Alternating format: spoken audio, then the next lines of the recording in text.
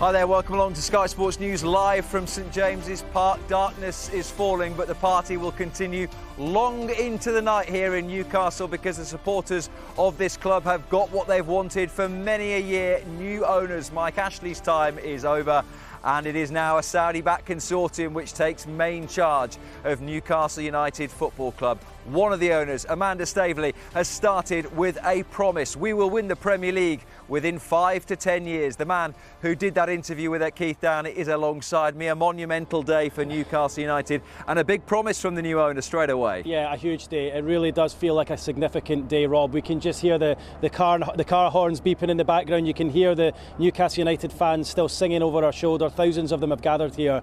But Amanda Staveley isn't here. She's at another hotel in the city where she has been for the last 48 hours, hoping and praying that this deal ratified and gets pushed through. I travelled up to the hotel in the last hour to sit down and chat to her. It was the first interview she's done since taking over at the club. Very relaxed, she said. I even said, what's the first thing you're going to do? She said, I'm going to have a drink tonight and I'm going to have some sleep. So I think that just encapsulates the kind of day, the kind of couple of days, the kind of 18 months she's had trying to get this takeover pushed through.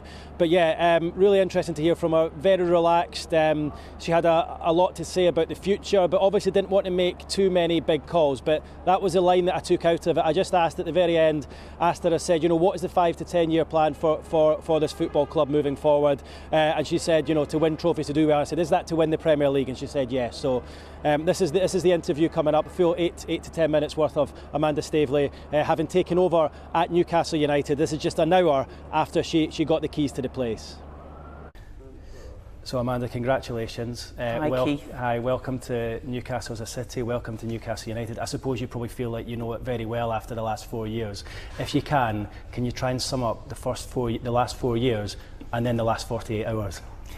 Well, we've certainly taken time to get here, but you know, I came here to the first game I came was to Liverpool, Newcastle. Yeah.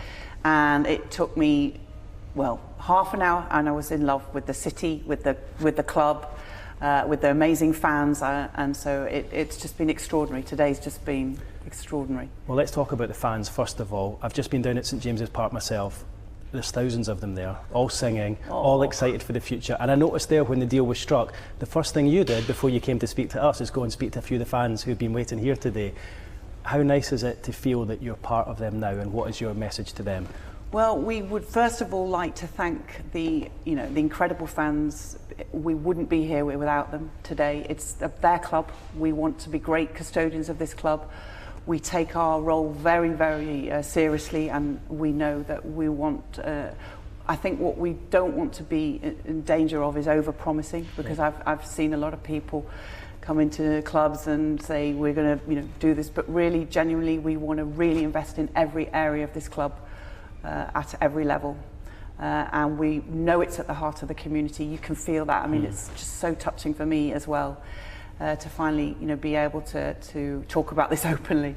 But the last 48 hours has been exhausting. I'd like to thank the Premier League as well, and to Mike for us all getting there. It's interesting to hear that the consortium will do things gradually. You say we'll do things properly, but is the long-term aim to be up there challenging for honours and challenging for the Premier League? Absolutely. We wouldn't be part of the Premier League. We're proud to be part of the Premier League. It's, as I said before, it's an incredibly competitive league, which we love. We love Premier League football is the best in the world, and Newcastle United is the best team in the world, and we want to see it get those trophies, obviously, at top of the Premier League in Europe. But to get trophies, it means investment, patience, time. And we want everybody just to work with us to build the club to what it needs to be. This club has broken world transfer records before. Alan Shearer signing. We've seen Michael Owen arrive here as well. What sort of level of player can the supporters expect moving forward? Well, obviously we've just come here.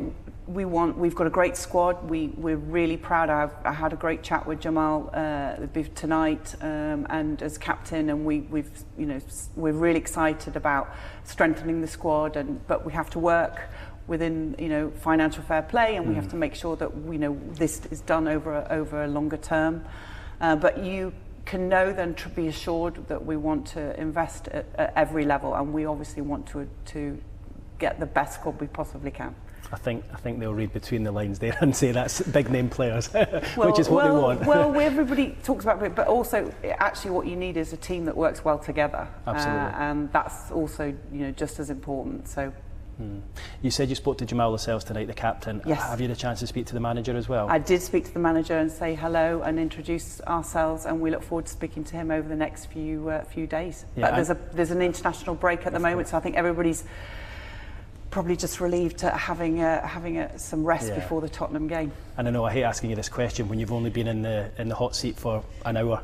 Yes. But what is the future for Steve Bruce here at the football club? We obviously we're very supportive of Steve, and we've spoken to him, and what we're going to do is not talk about managers or what big signings we can make at the moment. We're going to do a review right through the football operations. We're going to do a review of all the commercial side of the club as well, and we're going to come back and make some decisions. Is there a chance that Steve Bruce could be in charge on a week on Sunday against Spurs? No, I'm just not even at that stage. Not even able to talk about anything as to players or managers at this stage.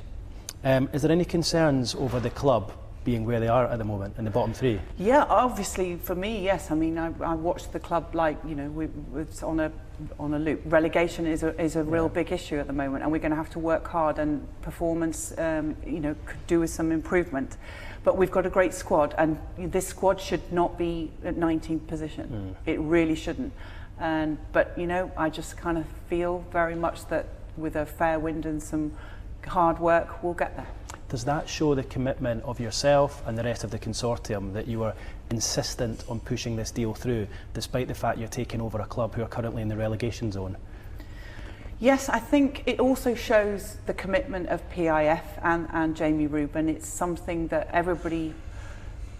What I can say as PCP is I have brave and patient investors alongside me. And they would have to be to take on and take on this challenge, and they know how important this club is to its community, and they took that seriously. So we appreciate where we are in the league, and we know relegation is a real issue, but we will. Yeah, and what is your plan personally? Are you planning to be based here in the North East? I am, yes. I will be. I mean, I was brought up locally, so not in Newcastle, but I'm a northern girl. A Yorkshire girl, so I'm here quite a lot anyway, and we're in and out of. I have a business also based in the Middle East, but we are here. We will be here all the time. In terms of the deal being pushed through in the last few hours, how big a moment was the news 48 hours ago? It seems like a long time ago now, about the resolution between beIN Sports and the Saudi state. The Premier League have made clear their statement today. They've issued a statement, and I think it's clear that the issue around this deal was about control, and the control issue has been resolved, and we've closed and we've moved forward. We're delighted with we're delighted with other announcements that have been made, but I wasn't even aware of the beIN announcement actually when it came out. There was a poll 2 days ago in the Newcastle United Supporters Trust where they asked they wanted to know how many supporters or percentage of supporters they wanted Takeover to go through. I think it was very high. It was about 93%, but there was a small percent who didn't want to go through, and I think, having spoken to a few of these, it was because they had concerns over the human rights records over in Saudi Arabia, and obviously these questions are going to follow. What can you tell people who are concerned about those links with the consortium? Well, the consortium lead partner is PIF, and it's an autonomous, commercially driven investment fund, and it's a great partner for Newcastle. I'm very honoured to work with them. They've been incredibly patient and fabulous partners to PCP, and I wouldn't have actually, for me when I came here, I knew there was only one partner for Newcastle. It was just obvious, because you needed someone with patient capital, who's brave, who could take quick decisions, and who can also be there, you know, on good days, sunny days, and sometimes when the rain falls. It was meant to be sunny today. Where did that go? Yeah, it did. It did.